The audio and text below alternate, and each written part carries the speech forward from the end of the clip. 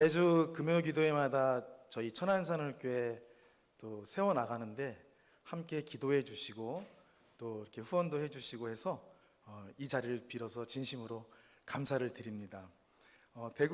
동대구에는 좀 몇 번 와봤긴 했는데 오늘 이렇게 귀한 초대를 받아서 특별히 또 청년부 헌신 예배에 오게 되어서 너무나 감사를 드립니다. 시인 김춘수의 그 꽃이라는 시가 있습니다. 내가 그의 이름을 불러주었을 때 그는 나에게로 와서 꽃이 되었다. 내가 그의 이름을 불러준 것처럼 나의 이 빛깔과 향기에 알맞은 누가 나의 이름을 불러다오. 그에게로 가서 나도 그의 꽃이 되고 싶다. 이렇게 시의 내용 중에 있는데요. 누군가 나의 이름을 불러주었을 때 그때 나의 존재가 의미가 있고 내 이름이 드러나게 되고 내 생명이 살아나게 되는 겁니다. 특별히 하나님이 나를 불러주었을 때 진선아, 유미야 이렇게 불러주었을 때 내 존재가 정체성이 확실하게 살아나게 됩니다. 아마 제 이름을 가장 먼저 불러준 사람은 저희 엄마였을 것입니다. 태어날 때 제 이름을 미리 전했을 테니까 진선아 불렀을 텐데요. 누구에게나 이 처음이 있습니다. 이 세상에서 처음부터 잘하는 사람은 없는데요. 무슨 일을 하든지 간에 이 적응 기간이 필요로 합니다. 그래서 어떤 일을 할 때 예외적으로 처음부터 일을 잘하는 사람이 있어요. 그 사람은 바로 이제 천부적으로 태어날 때부터 선천적으로 그 일을 잘하는 사람인데요. 대부분은 이제 자기가 그 처음 맡아들인 일이기 때문에 그 일에 초보적인 일을 감당하게 됩니다. 쉽게 말하면 이제 우리 남자들 같은 경우는 군 입대해서 신병교육 받고 자대 배치 받을 때 정말 그 내무반에 들어가게 되면 사방이 깜깜합니다. 또 대학 교육을 마치고 취업의 전선에서 승리해서 신입사원으로 첫 출근할 때 내가 무엇을 해야 될지 이렇게 쭈뼛하게 서 있을 때 누군가 와서 나를 도와주는 그런 전우나 동료가 있다면 그건 정말 행운이라고 말할 수가 있습니다. 그런데 하나님은 그런 사람을 우리에게 항상 붙여주고 계십니다. 그래서 이제 내 힘으로 되지 않던 일들이 어느 날 보면은 누군가가 나를 도와주면서 그 일이 이루어지지 않아야 될 일인데 순적하게 처리될 때가 있습니다. 그게 바로 이제 하나님의 선물인 것이죠. 왜냐하면은 내가 한 일이 아니기 때문에 자랑할 것이 없는 거예요. 오히려 나를 도와준 그 전우나 그 동료 때문에 그 일이 이루어졌기 때문에 나는 나의 공로를 드러낼 수가 없게 됩니다. 근데 누구에게나 그런 사람이 붙는다는 것이죠. 다만 저와 여러분이 인식하지 못하는 것뿐입니다. 이 결혼의 배우자도 마찬가지입니다. 내가 생각하는 배우자와 하나님이 생각하는 배우자가 다릅니다. 제가 우리 아내하고 결혼할 때 처음부터 제가 생각했던 배우자 또 우리 아내는 아내가 생각하는 배우자가 아니었을 거예요. 그걸 왜 확실히 제가 아냐면 제가 고등학교 2학년 18살 때 우리 집사람을 짝사랑했습니다. 직감적으로 만날 때 그냥 화살이 꽂혔어요. 근데 우리 집사람은 저를 좋아하지 않았습니다. 아마 분명히 기도하는 사람이었으니까 하나님께 기도하던 배우자상이 있었을 거예요. 그와 마찬가지로 하나님이 원하는 직업이 내가 생각하는 직장하고 다를 수가 있어요. 또 내가 계획하는 일과 하나님이 계획하는 일이 다를 수가 있습니다. 이러한 가운데 하나님은 내가 누군가의 꽃이 되기를 원하십니다. 오늘 19절에 보면 이 스데반 집사의 순교로 인해서 예루살렘에서 많은 사람들이 자기 고향과 교회를 떠나서 흩어지게 돼요. 쉽게 말하면 난민교회가 된 거예요. 자기가 섬기던 교회가 있고 자기가 사랑하던 가족들이 있는데 스데반 집사가 순교함으로 예루살렘의 박해가 심해지니까 거기서는 신앙의 자유를 지킬 수 없으니까 바깥으로 나가게 된 겁니다. 그래서 오늘 보면 이 안디옥 교회는 흩어진 자들의 교회예요. 그리고 최초의 이방인 교회입니다. 이 최초의 이방인 교회는 핍박을 통해서, 박해를 통해서 세워진 교회예요. 그래서 이 박해가 이방인 선교의 그 확장되는 원동력이 된 게 바로 이 예루살렘의 박해로 인해서 선교가 확장이 된 겁니다. 그런데 이 핍박으로 흩어진 자들이 기가 죽어서 움직인 게 아니라 오히려 복음의 깃발을 높이 들고서 이 이방인 선교의 그 전면에 서서 복음을 들고 나간 거예요. 그러니까 오늘 19절에 보니까 흩어진 자들이 베니게, 구브로, 안디옥으로 이르러 갖고 예수님의 십자가와 부활을 증거하고 있습니다. 그런데 거기서 이 복음을 증거하는데 구브로와 구레네 몇 사람이 안디옥에 이르러서 헬라인에게 주 예수를 전파했다고 그래요. 전에는 유대인한테만 전했어요. 왜? 이방인들은 사람 취급하지 않았으니까 유대인들에게 신사적으로 친절하게 그냥 가서 전도를 했었죠. 그런데 오늘 보니까 구브로와 구레네 몇 사람이 안디옥에 가서 헬라인에게 담대하게 전파를 한 거예요. 쉽게 말하면 대구에서 여러분들이 신앙생활 하다가 핍박을 받아요. 박해를 받아요. 대구 영암교회 못 모이게 해요. 그래서 신앙의 자유를 지키기 위해서 일본으로 간 거예요. 일본으로 갔는데 거기서 예배를 드리고 교회로 모이는데 일본말을 하는 몇몇의 이 영암교회 출신들이 있는 거예요. 가서 일본 사람들에게 일본말로 복음을 전하니까 일본 사람들이 그 복음을 듣고 예수님을 나의 구주라 믿고 고백하게 되는 거예요. 이 일이 지금 이 안디옥에서 벌어지고 있는 겁니다. 전에는 이방인들한테 복음을 전한다는 건 생각도 못했습니다. 그런데 이 디아스포라 유대인들이, 바로 현지 말을 할 수 있는 사람들이 복음을 들고 과감하게 가서 이방인들에게 선교한 결과 이 안디옥 교회가 세워진 겁니다. 여기서 이제 베니게는 우리가 잘 알다시피 지중해 연안 지역이에요. 레바논 지역이에요. 휴양지로 유명하죠.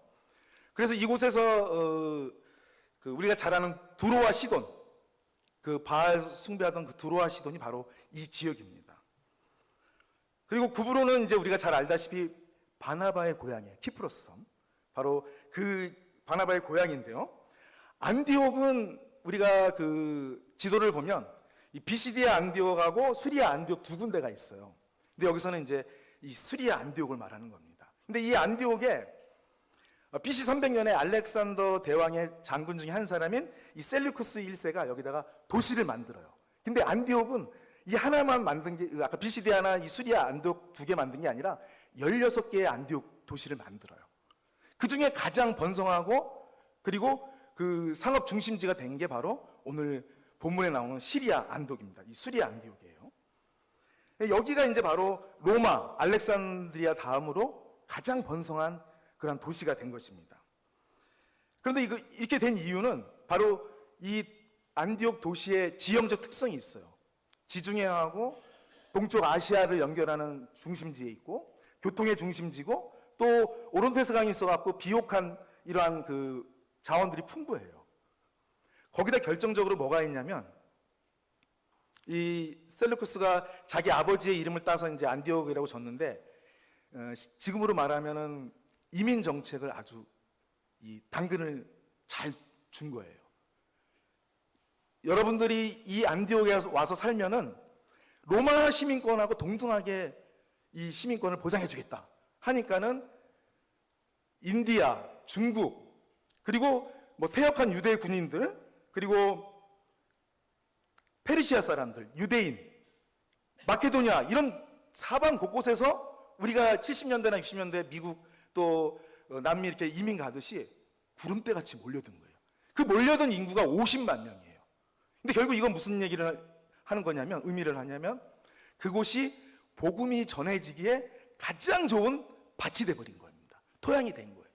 그래서 이 아까 말씀드린 구브로와 구레네 몇 사람이 가서 헬라말로 전했을 때 이 사람들이 개방적인 문화, 이 초문화적 공동체를 형성한 이 이민, 이 가정들이, 그 사람들이 복음을 받아들이게 된 겁니다.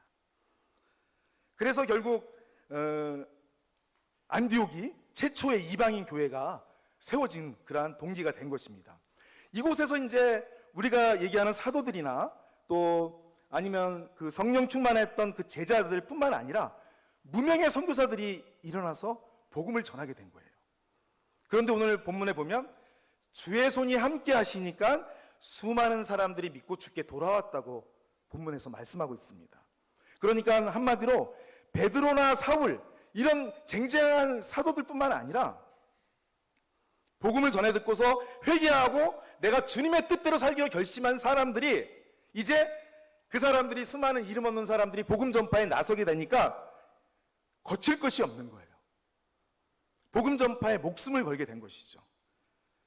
그래서 이렇게 복음으로 인해서 헌신과 사역이 지도자뿐만 아니라 일반 성도들에게 일어나면 그 복음은 기름에 불을 붙인 것처럼 확산이 되는 겁니다. 바로 신자가 제자가 돼버린 거예요. 안디옥 교회는 바로 그런 교회가 된 것입니다. 그 결과 오늘 본문에 보면 놀라운 성령의 역사가 일어나게 됩니다.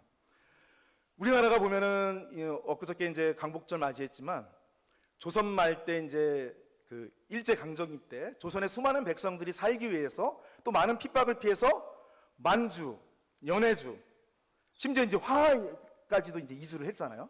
남미의 사탕수수 가서도 일도 하고요. 이때 이제 먹고 살기 위해서 이제 이 핍박을 피하기도 했지만 먹고 살기 위해서 가족들을 데리고 떠난 겁니다.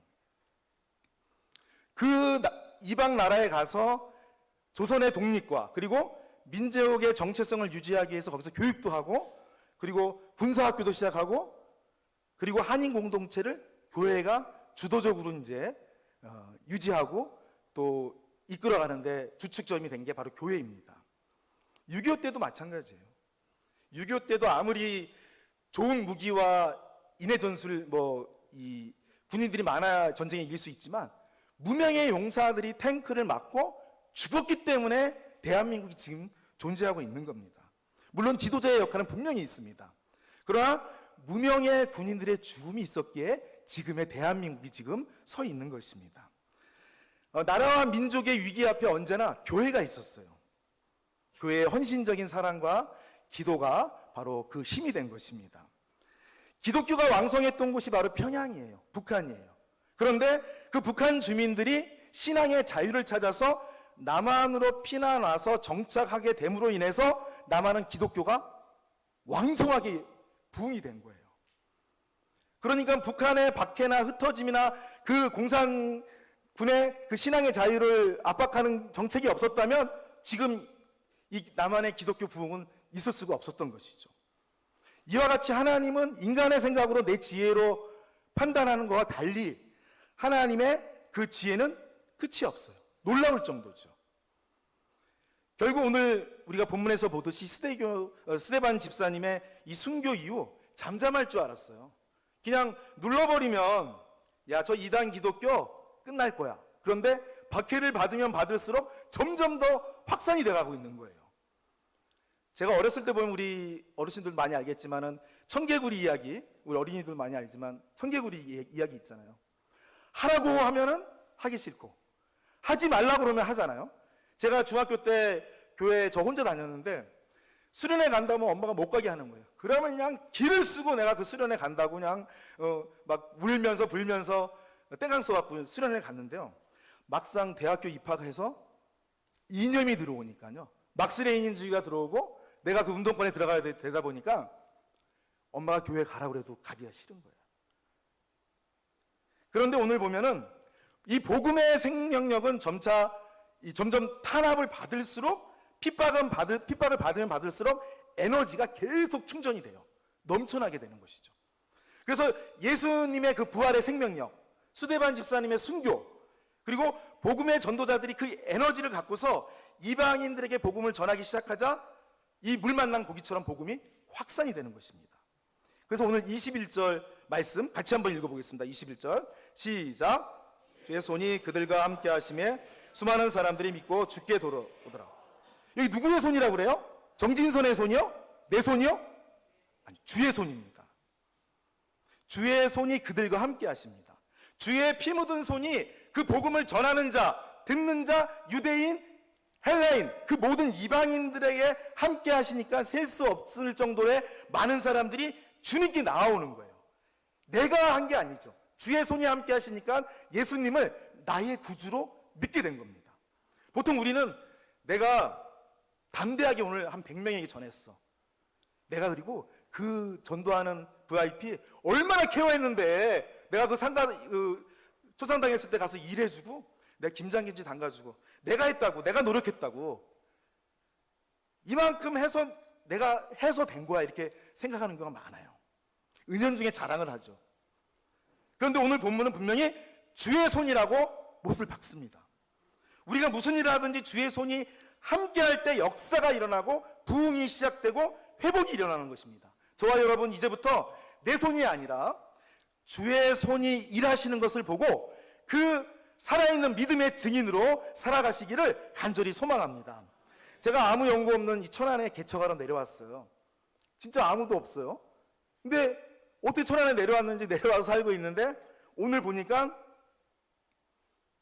교회를 설립하게 되고, 그리고 예배당을 꾸미고, 지금 오늘 이렇게 천안산업교회라는 이름으로 여기에 와서 설교를 하고 있습니다.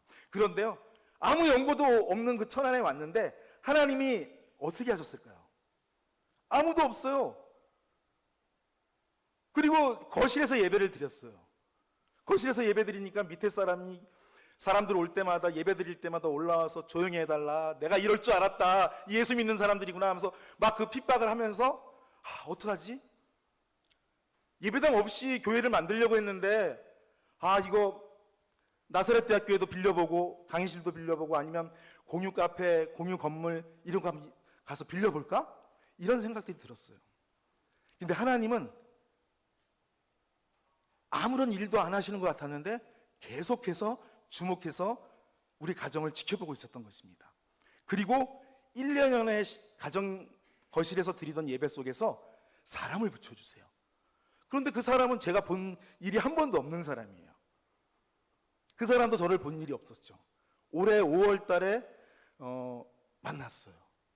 그 전에 이제 이야기가 통해서 몇 번의 미팅을 하고서 만났는데, 정말 이 사람을 내가 만날 수 있는 여건이 아니거든요. 근데 그 사람은 천안에 4대째 살고 있는 사람이에요. 천안에 어디가 어떤 사람이 건물을 소유하고 있는데 그 건물 소유주가 돈이 얼마 있으면 이런 거 다 아는 사람이에요. 그러면서 목사님, 사기꾼한테 넘어가면 안 돼요. 항상 건물 계약할 때 저한테 말씀하세요. 제가 누군지 확인하고 해드릴게요. 근데 그 사람은 자기 일이 있어요. 근데 그 짧은 순간이지만 몇 개월 동안 자기 일같이 이 천안산을교회를 위해서 예배당을 알아주고, 예배당을 계약하는 데 앞장서고, 그리고 인테리어 하고, 그리고 입당하고 설립하는데 중추적인 역할을 했어요. 그래서 남들은, 목사님 교회 인테리어 하면요 아침부터 가서 청소라도 하면서 캔커피라도 주면서 해야 돼요. 안 그러면 그거 인테리어 막 아무렇게나 됩니다. 후회합니다. 그런데 제가 가보질 않았어요. 그분이 소개해준 그 인테리어 대표를 믿고 맡긴 가운데 입당과 설립 예배가 다 잘 끝났습니다. 그런데 하나같이 사람들이 와서 교회가 너무 평안하다, 이렇게 좋은 인테리어를 했느냐, 이런 말씀을 하시더라고요. 근데 지나고 나서 보니까 아무도 자랑할 사람이 없는 거예요. 저는 아예 일을 안 했고, 거기에 뭐 가서 내가 한 게 없고, 그 다음에 소개해 주신 분은 자기가 한 게 아니고 자기는 그냥 아는 자기 지식으로 안내해주고, 인테리어 대표 소개만 해줬고, 인테리어 대표는 그냥 자기 할 일이니까 한 거고요. 그렇게 해서 예배당이 끝났어요. 그런데 저에게 돈도 하나도 없었거든요. 그런데 익히 아시겠지만 총회 전도부에서 달력 팔아서 그 수익금으로 개척 지원금을 지원해 주는데 천안산업교회가 선정이 된 거예요. 처음에 선정이 된 게 아닙니다. 두 교회가 올라왔는데 저희는 1점 차이로 2등이 됐어요. 그래서 너무 안타까워하면서 설립은 나중에 천천히 가을에 해야겠다, 그때 해야겠다 하고 있었는데, 먼저 선택되신 분이 사정으로 인해서 교회를 세우지 못하게 돼서 저희한테 넘어온 거예요. 그런데 그 넘어오니까 내가 자랑할 게 없는 거예요. 처음에는 당연히 내가 될 거야, 우리 교회가 될 거야, 이 정도 이게 준비하고 있는데 하면서 했는데, 안 됐을 때 얼마나 제가 마음이 낮아지고 섭섭하기도 했지만 무릎을 꿇게 되더라고요. 하나님, 맞습니다. 제가 준비가 안 됐네요. 제가 지금 교회 세웠으면 벌써 금방 말아먹게 생겼어요. 그런데 하나님, 저를 낮추시고 겸손하게 하시고 준비되게 하셔서 시간은 더디지만 하나님이 행하셔서 제가 지난달 교회를 설립하게 된 겁니다. 오늘 보면은요 22절에서 이 안디옥 교회가 성령의 역사가 일어나니까 예루살렘 본교회에서 사람을 파송해요. 누구를 파송하냐면 바나바 선교사, 바나바 목사를 파송하는 거예요. 근데 바나바 선교사가 목사가 와서 보니까 오늘 23절에 이 말씀이 나와요. 그가 이르러 하나님의 은혜를 보고 기뻐하여 모든 사람에게 굳건한 마음으로 주와 함께 머물러 있으라 권하니. 그러니까 바나바 목사님이 와서 보니까 이 안디옥 교회에 하나님의 은혜가 가득한 거예요. 바나바 선교사가 와서 한 거 아니잖아요. 아까 말한 무명의 선교사들이 죽을 힘을 다해서 복음을 전한 거예요. 그곳에 갔는데 가서 보자마자 하나님의 은혜가 그 교회 위에 넘쳐나는 거예요. 그래서 바나바 선교사가 오늘 말하는 겁니다. 흔들리지 말고 굳건하게 너희의 믿음을 주와 함께 지키라고 말씀을 하는 거예요. 그래서 우리가 선교 현장, 우리 디모데 청년부 선교 지난주에 끝났고요. 또 프로토스 또 이번에 자체 수련회는 하지만 그 선교 현장, 또 자체 수련회를 통해서든지 직장 생활이든 학교 생활이든 내가 만나는 그 사람의 마음이 흔들리지 않도록 내가 주의 손이 되어서 함께 해야 합니다. 그게 일상의 전도이며 그게 일상의 선교인 겁니다. 특별히 청년회 때에는 모든 가능성이 다 열려 있어요. 그때가 지나면 하고 싶어도 하지 못해요. 왜냐? 나이가 들어요. 체력이 안 돼요. 열정이 없어져요. 그래서 청년회 때는 내가 하고 싶은 일을 다 해야 돼요. 제한하지 말아야 됩니다. 마음껏 즐겨야 돼요. 그리고 두 번째는 섬겨야 돼요. 마음껏 제한하지 않는 그 활동 속에서 그게 섬기는 그러한 모토가 되어야 하는 겁니다. 그리고 다른 사람을 흔들리지 않게 견고하게 세우는데 바로 청년부 여러분들의 작은 손을 보태셔야 하는 겁니다. 오늘 24절에 보니까 이 안디옥 교회에 파송된 이 바나바는 착한 사람이요 성령과 믿음이 충만한 사람이라 이에 큰 무리가 주께 더하여지더라 이렇게 말씀하고 있어요. 그러니까 지도자의 리더십이 아무리 강조해도 이게 부족합니다. 100번 강조해도 부족한 게 지도자의 리더십이에요. 특히 교회 공동체의 리더십은 무슨 정치 지도자나 기업의 CEO하고는 달라요. 그들의 리더십과는 큰 차이가 납니다. 그런데 오늘 바나바가 착한 사람이라고 그래요. 우리가 아는 착한 사람일까요? 여기서 착하다는 건 순수하다는 거예요. 타고난 성품이 순수한 거예요. 그리고 자라나는 성장 과정에서 형성된 인격 자체가 선한 사람이에요. 악한 사람이 아니라는 거예요. 그래서 교회의 지도자는 선한 사람이어야 돼요. 지혜가 좀 부족하고 내가 봤을 때 함량이 좀 미달한데 그래도 선한 사람이 지도자가 되어야 돼요. 교회의 지도자는 바로 선한 사람이 되어야 합니다. 그것이 가장 중요한 교회 지도자의 조건이 되어야 합니다. 두 번째는 보니까 성령과 믿음이 충만하다 그래요. 근데 이거는 우리가 일곱 집사를 선택할 때나 사도를 선택할 때 보면 익히 알고 있는 거예요. 당연히 성령이 충만하고 믿음이 충만해야 되죠. 그런데 여기서 성령과 믿음이 충만하다는 것은 스펀지에 물이 가득 차서 넘치는 거예요. 짜고 짜도 물이 나오는 거예요.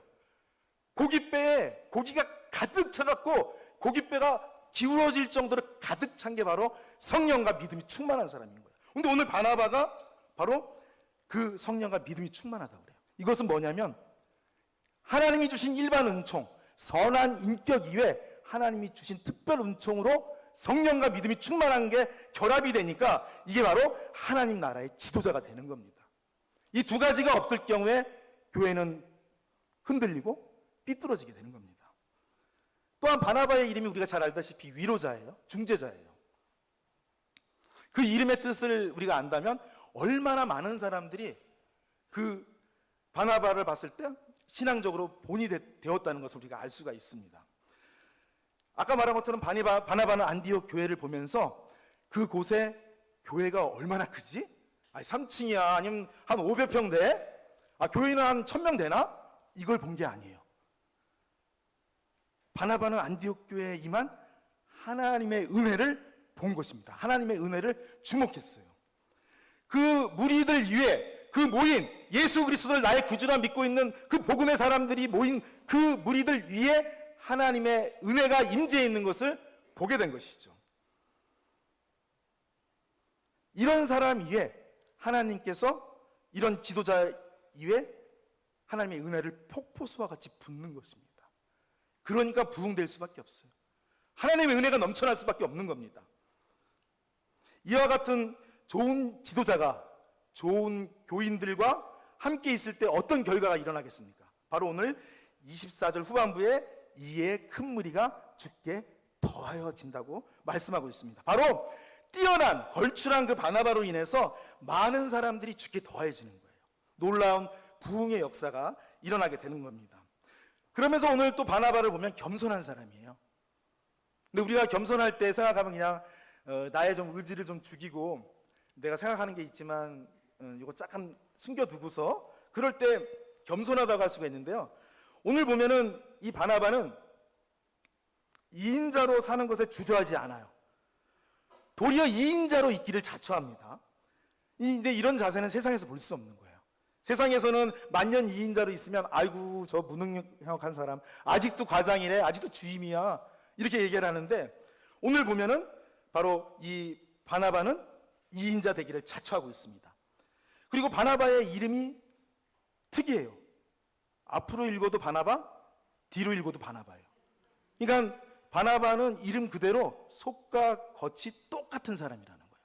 하나님 앞에서 그 신앙의 그 정결과 그 믿음이 하나님 앞에 온전히 드리는 그러한 사람이었다는 겁니다. 또 바나바는 진정한 피스메이커였어요.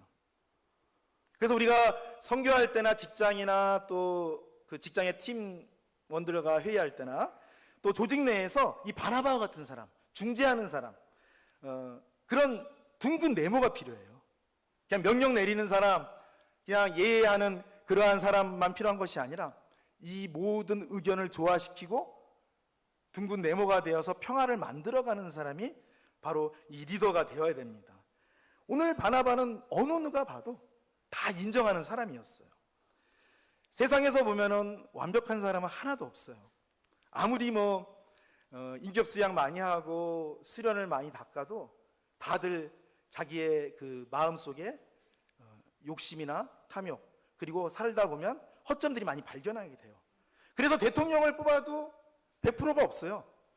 국회의원 선거 아무리 여기 대구에서 뽑아도 90% 이상 나오기 힘들어요. 그런데 이제 나를 지지하지 않거나 어떤 조직을 원치 않는 세력은 항상 20%가 됩니다. 근데 이 20%를 어떻게 내가 이 안티 세력을 관계를 내가 풀어나가는지에 따라서 조직이 안정되고 또 내가 하려고 하는 일을 성취할 수 있고 시너지 효과를 극대화할 수가 있습니다. 이 안티 세력을 내가 잘 관계를 풀어야 되는 것이죠. 그래서 오늘 바나바는 만년 2인자인 거예요. 그의 리더십은 뭐냐면 양보입니다. 양보. 그리고 사람을 세울 줄 아는 그러한 리더십이었습니다. 오늘 여기에서 내가 서 있는 그곳에서 2인자가 되십시오. 기꺼이 여러분들이 나는 2인자로 살 거야. 바로 그런 결심을 한 사람은 하나님 나라에서는 1인자인 겁니다. 하나님 나라의 확장을 위해서, 선교를 위해서, 그리고 예수 그리스도의 사랑을 위해서 기꺼이 2인자가 되어서 섬기십시오.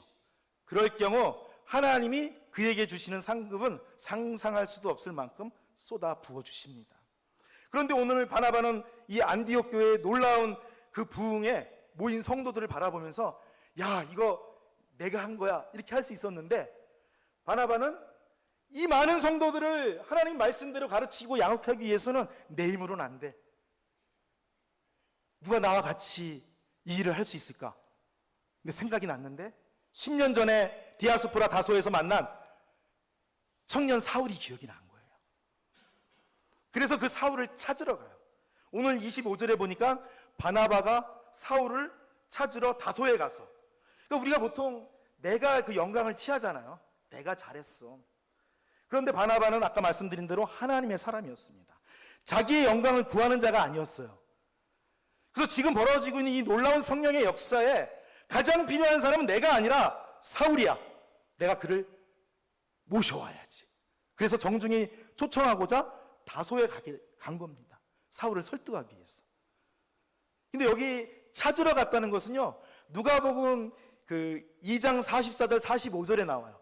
6월절 그 절기를 지키기 위해서 예수님의 가족들이 예루살렘으로 갔는데 오다가 예수님을 잃어버려요. 잃어버리니까 엄마 아빠가 어떻게 되겠어요? 지금도 우리 애들 잊어버리면 난리 나잖아요. 엄마 아빠가 예루살렘 성부터 오던 길, 갔던 길 아니면 골목골목 샅샅이 뒤지는 거예요. 그냥 대충 훑어보는 게 아니라 샅샅이 뒤져서 혼신의 힘을 다해 찾은 거예요. 바로 오늘 바나바가 그 혼신의 힘을 다해서 사울을 찾으러 가고 만난 겁니다. 바나바는 자신의 동역자, 진정한 동역자를 만나기 위해서 오늘 사울을 찾으러 나섰는데 사울은 이때 뭐 하고 있었을까요? 10년 동안 거기 다소에서 그냥 그 자리, 그 지역을 지키고 있었어요. 뭘 했을까요?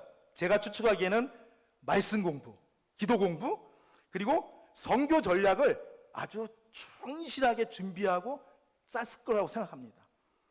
그래서 우리가 믿음의 여정 중에, 그리고 인생의 여정 중에 기다릴 줄 알아야 돼요. 하나님의 때, 카이로스를 볼 줄 알아야 되는데요. 제가 우리 아까 아내하고 18살 때 제가 짝사랑해서 좋아했는데 20년 후에 38살에 결혼을 했어요. 어떻게 20년을 기다리느냐? 제가 18살 때 새벽기도 매일 그 고등학교 2학년 다녔는데요. 그때 이 입술에서 뭐 대학에 뭐 합격 좋은 데 가라, 뭐 부자가 되세요 이 얘기가 나온 게 아니라 하나님, 저 여인 이유미라는 사람과 결혼만 하면 제가 무엇이든지 다 하겠습니다. 그 기도를 한 거예요. 매일같이 가서요. 왜 했는지 모르겠어요. 그런데 결국 38살이 될 때까지 서로 싱글로 있었던 거예요. 만약에 제가 그때를 기다리지 못하고 중간에 어디 결혼했으면 이혼 몇 번 당했을 겁니다. 왜? 아직 인격이 형성이 되지 않았거든요. 근데 하나님이 20년을 기다렸고 제 아내도 20년 동안 그러고 있었던 겁니다. 사역만 하고 있었어요. 그래서 결국 우리 아내하고 결혼했는데요. 여러분, 늦은 것 같지만 그때가 가장 빠른 거예요. 제가 대학교 떨어졌어요. 한 번에 붙지 않았어요. 재수했어요. 그리고 또 취업할 때 또 재수했어요. 바로바로 안 되더라고요. 그리고 나서 결혼 아까 말한 대로 18살에 저거 했는데 38에 했어요. 그러니까 우리 청년부들 중에 내가 짝사랑하는 사람이나 내가 원하는 배우자가 있으면 계속해서 새벽기도에 가서 계속 기도하면 되는 거예요. 그러나 20년은 너무 길죠. 저는 18살이니까 좀 시간을 좀 단축시켜야죠. 기도하시기 바랍니다. 그런데 제가 신학하게 되는 것도요, 44살에 했어요. 결혼 38에 하고 아들 40 다 돼서 낳고, 그리고 신학은 44세 했어요. 그리고 목사 안수 언제 받았겠습니까? 2016년도에 받았어요. 어떤 분한테 그 가까운 교회, 큰 교회가 있어서 설립할 때 인사드리러 갔더니, 아니 목사님은 다 늦네요. 다 늦기 시작해서 늦게 되네요. 그런데 하나님은 아까 하나님의 때를 기다리는 사람을 요구하신다고 그랬잖아요. 기다릴 줄 알아야 돼요. 인내할 줄 알아야 돼요. 하나님이 쓰시는 데에는 나이가 상관이 없어요. 여러분들도 그 기다림, 그 인내를 끝까지 주님을 붙잡고 인내하시는 그런 삶을 사시기 바랍니다. 오늘 보니까 이 바나바와 사울이 협력을 하게 되는데 시너지 효과를 발휘해요. 그래서 안디옥 교회가 성숙되고 자라나요. 26절에 보니까 만남에 안디옥에 데리고 와서 둘이 교회에 1년간 모여 있어 큰 무리를 가르쳤고 제자들이 안디옥에 비로소 그리스도인이라 일컬음을 받게 되었더라. 그러니까 1년간 동역을 했어요. 바나바와 사울이. 우리는 동업하면 싸우잖아요. 잘 돼도 싸우고 못 돼도 싸우는데. 1년 동안 동역하는데, 동역하는 가운데 사람들이, 믿지 않는 사람들이, 야, 저 그리스도인들인데? 근데 처음에 그리스도인은 비아냥의 이러한 호칭이었어요. 그런데 오늘 보니까 이 사람들이 시간이 지나면 지날수록 존경의 호칭으로, 이야, 저거 진짜 백인데? 저 가짜 아닌데? 이렇게 이제 사람들이 말을 하게 되는 겁니다. 그 왜냐? 그 안디옥 교회 유대인이나 헬라인들의 삶을 보니까, 야, 이거 대단한데 존경스러워. 저기 가짜들하고는 완전히 차원이 다른데? 이러면서 이 평판이 좋은 호칭, 그리스도인으로 바뀌게 된 것입니다. 대구 영안교회와 또 저와 청년부 여러분들이 앞으로 진짜 그리스도이냐, 저 손가락질 받는 그리스도인하고는 다른, 가짜들하고는 다른, 내가 보증해 하는 그러한 평판을 가지셔야 합니다. 특히 영안교회 청년부 여러분들이 주의 손과 연합해서 사람들을 섬길 때 많은 사람들은 영암교회를 보고 야, 저 젊은이들이 믿는 거 보니까 진짜 백이야. 나 저 교회 가고 싶어. 바로 그래서 그리스도인이나 불림을 당하는 그러한 교회가 되시기를 바랍니다. 세상의 사람들이, 선교지에 갔던 사람들이나 내 일상에 내 이웃이 우리의 모습을 볼 때 하나님의 얼굴을 보게 되어야 되는 거예요. 삐뚤어진 얼굴, 환한 얼굴 보는 게 아니라 야, 저 사람, 저 집사, 저 권사, 저 청년의 얼굴을 볼 때 난 하나님의 얼굴을 봐. 난 저 교회에 가서 은혜 받고 싶어. 저 교회가 무엇을 하는지 나는 보고 싶어. 이렇게 돼야 되는 거죠. 하나님의 나라가 그렇게 확장되는 거예요. 주님 다시 오시는 그날까지 바로 이 일에 헌신하고 매진할 때 주님은 착하고 충성된 종아 잘하였다 하고 칭찬하실 것입니다. 그 믿음을 가지고 힘있게 복음의 증인이 되어 살아가시길 주님의 이름으로 축복합니다. 오늘 예루살렘의 박해가 복음을 확장시키는 그러한 계기가 되었다는 것을 우리가 확인했습니다. 하나님의 놀라운 역사입니다. 복음은 핍박을 통해서 죽는 것이 아니라 흩어짐을 통해서 더욱더 활성화되는 것이 복음의 특성입니다. 안디옥 교회 교인들이 주변으로부터, 세상 사람들로부터 그리스도인으로 인정받을 수 있었던 것은 정체성이 분명히 있기 때문이에요. 나의 주님은 나의 왕이야. 내 인생은 다른 것에 휘둘릴 수 없어. 나의 인생의 나침반은 오직 주 예수 그리스도야. 바로 이 정체성이 확실했던 것입니다. 또 성숙한 교회와 교인들이 있었기 때문에 가능한 겁니다. 그리고 그들을 성숙시키고 예수님의 사랑을 실천하고 말씀대로 행할 수 있게 가르쳤던 바나바와 사울의 헌신적인 동역, 아름다운 동역이 있었기 때문에 가능한 거였습니다. 바나바와 사울을 통해서 이 잘 양육되어진 성도들이 신앙이 자라나서 서로 다른데 서로 기꺼이 인정해줘요. 너 나하고 다르구나? 그래도 좋다. 인정해주는 거예요. 그리고 일치와 연합을 위해서 힘을 쏟았기 때문에 진정한 그리스도인으로 불리어진 것입니다. 대구 영암교회가 이런 평판을 듣는 교회가 되기를 다시 한번 간절히 소망합니다. 믿지 않던 사람들이 이 대구 영암교회를 통해서 예수님을 믿고 그리고 죽은 자를 다시 살리신 하나님의 능력이 그의 삶을 회복시키고 성령의 역사가 날마다 일어나요. 양적인 숫자를 뛰어넘어서 질적인 성장이 일어나기를 간절히 기도합니다. 대구 영암교회가 주의 손이 함께함으로 대구 전 지역에 복음이 선포되고 부활하신 예수 그리스도의 생명을 나눠주는 선교적 교회로, 그리고 안디옥 교회처럼 주님이 기뻐하시는 아름다운 교회가 되기를 주님의 이름으로 축복합니다. 기도하시겠습니다.